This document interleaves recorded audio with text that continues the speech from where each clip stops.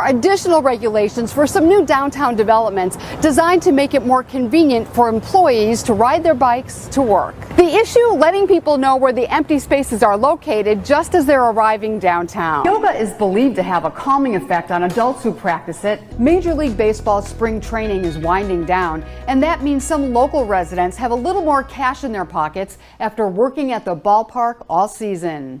6-year-old Oscar Stubbe's parents could barely hold back tears while meeting the firefighters that helped save their son's life. Thank you so much. Oscar is doing well, enjoying the tour of an ambulance Chief Maddie gave him and his brothers.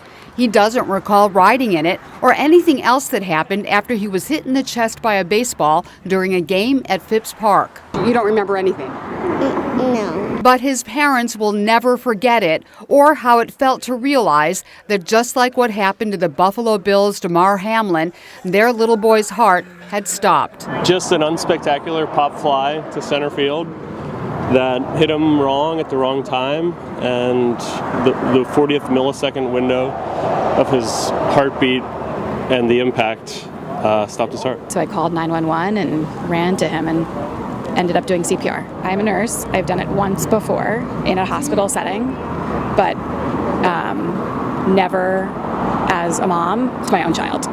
When I was doing the compressions about, in a minute and a half into it, I was realizing, this is my son. We are at a baseball game. This shouldn't be happening, but this is the reality. And, I was starting to break down a little bit, starting to cry. When it became overwhelming, another mom, who's a physician's assistant, took over until firefighters arrived. Luckily, their base at Station 2 is right next door to the park. He was completely unresponsive. He was not breathing, and he did not have a pulse. So he was, for all intents and purposes, without intervention, not going to make it. After a short stay at the hospital and physical therapy, Oscar's parents say he's back to his old self. But there is one difference for Oscar and his brothers. They now wear chest protectors underneath their uniforms. Their parents are urging others to do the same, and even more importantly, to learn CPR. CPR! This is Sheryl Kahn reporting for WPB TV. This bronze sculpture, in the shape of a tree and covered with ceramic butterflies, is a reminder of the 1.5 million children murdered by the Nazis during the Holocaust.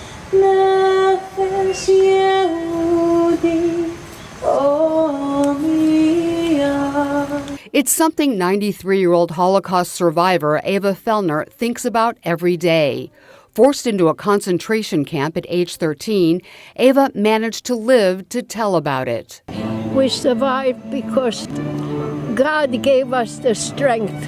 Many other Jewish children Eva knew back then did not make it, and she's haunted by those memories to this day. Listen, how can I tell you? My cousin had a baby, and she went with the baby. Do I have to tell you more? I tell you another one. We went through the gate of hell into Auschwitz. Eva hopes this sculpture will remind others of the young lives cut so short during the Holocaust. Artist Bruce Gendelman enlisted the help of area kids to create it. They painted the butterflies that cover nearly every inch of the piece as part of the Butterfly Project designed to teach people about the Holocaust. The sculpture is now the centerpiece of an educational program they're holding here at the Morse Life Senior Community, home to more than 40 Holocaust survivors. And they'll hear from a Holocaust survivor or descendant from a Holocaust survivor telling their story. The sculpture debuted during a candlelight ceremony, with many seeing it for the first time, children especially fascinated by the butterflies. It's hoped those butterflies and this beautiful bronze tree will keep the memories of those who died in the Holocaust alive in our hearts and keep the promise to survivors like Eva Fellner that even in these troubled times, it will never happen again. This is Sheryl Kahn reporting for WPB TV. Houston resident Donna Hopkins is glad to be back in West Palm Beach for the first day of spring training. Standing here listening to the crack of the bat. That does it for me. For diehard Astros fans like her, it's been a long offseason. We've had withdrawal symptoms from baseball. Donna is one of the many Texans who flock to Florida every spring to watch the Astros get ready for the regular season. She'll stay for the duration, renting an Airbnb and working on her autograph collection nearly every day. Got 3 autographs today already. You may remember Donna from last year when she worked her magic to get most of the players to stop and sign. They were here yesterday and I told them I was going to sign for them. So You're a good guy. I kept my promise. And we appreciate that. Thank you so much. Rebecca Mosley is also on a mission. She wants to get another selfie with a minor league player she's been following who's now a major league prospect. He's cute. Rebecca's sister and brother-in-law are both along for the ride. They grew up in Houston but live here now and still root for the Astros. Great winning team, winning atmosphere. If you grew up in Houston, it's your guys. Of course, on the other side of the field, the Washington Nationals, who share the park, are also warming up. They're doing so in a park with a new name. Now called Cacti Park of the Palm Beaches, it's been rebranded to include the new sponsor's hard seltzer label.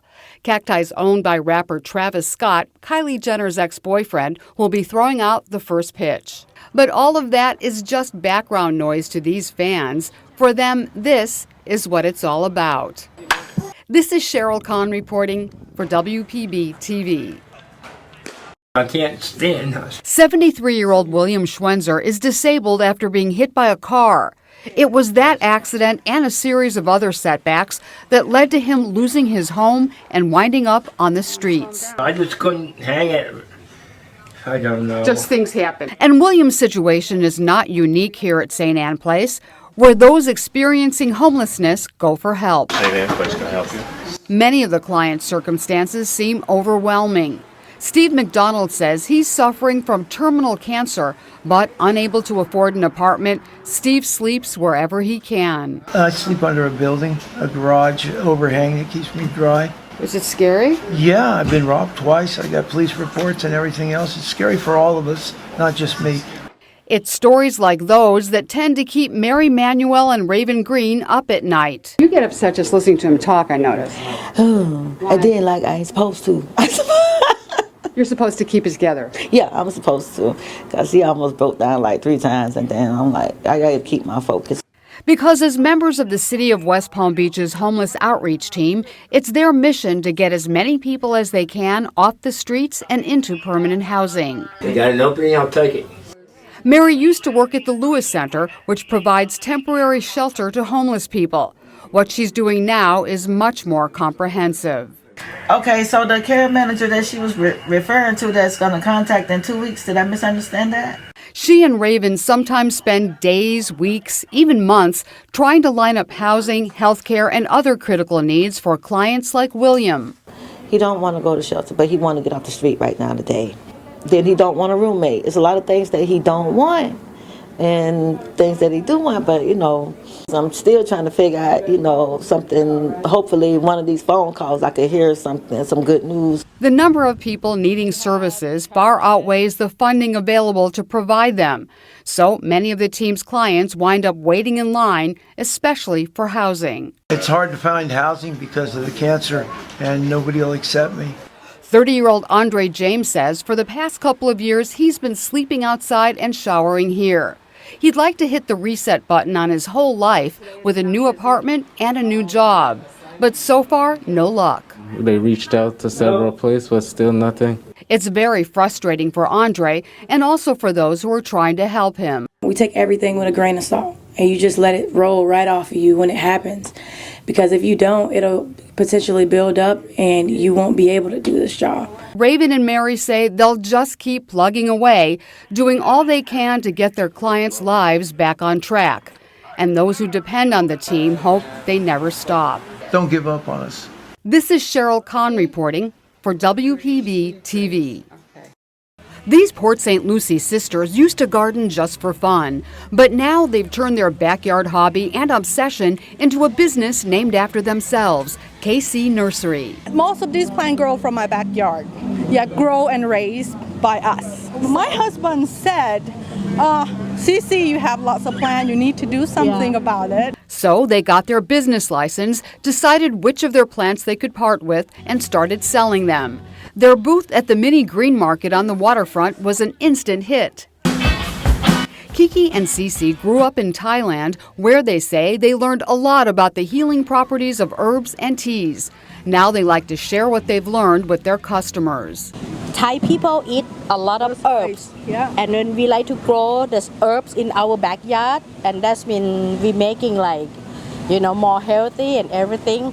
With the help of other family members, they're able to move dozens of plants from backyard to booth with plans to expand as they go along. We will have a little bit more what we bring here. And then make sure everything is from our heart. And all this just because two sisters with green thumbs decided to share their bounty and their passion for plants with as many people as possible. This is Sheryl Kahn reporting for WPB TV.